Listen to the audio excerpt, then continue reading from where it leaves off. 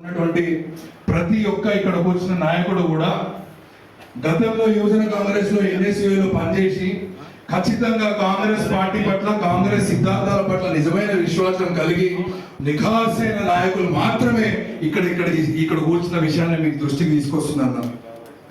కాంగ్రెస్ పార్టీలో ఇక్కడ కూర్చున్న నాయకులందరికీ, జిల్లా అధ్యక్షులకు కానీ ఓబీసీ కార్యవర్గ సభ్యులందరికీ కూడా బలహీన వర్గాల పట్ల, బీసీల పట్ల ఒక కమిట్మెంట్ ఉన్న వాళ్ళు మాత్రమే ఇక్కడ ఉన్నారన్న.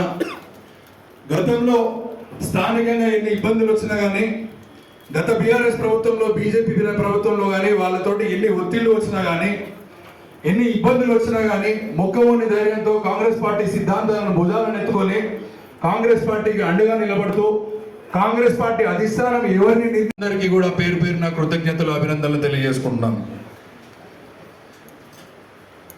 పిసిసి అధ్యక్షులు రాకముందు దాదాపు 2 గంటల నుంచి ఈ సమావేశం జరుగుతుంది అన్న అధ్యక్షుల వారికి తెలియజేస్తున్నా.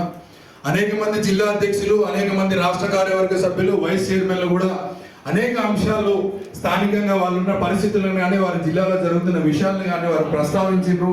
అయితే మీరు వచ్చేసరికి సమాధానం పోకపోవడం వల్ల అవన్నీ క్రోడీకరించి తమని దృష్టికి తీసుకురావాల్సిందిగా వారందరి ఆ తర్వాత ప్రసంగాలు కొనసాగుతుంటాం.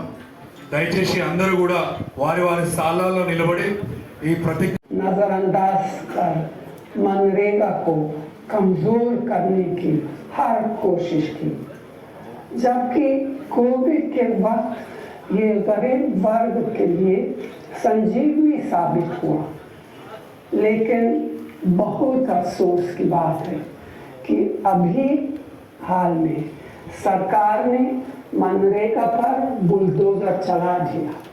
न सिर्फ महात्मा गांधी का नाम हटाया गया, बल्कि मनरेगा का रूप स्वरूप बिना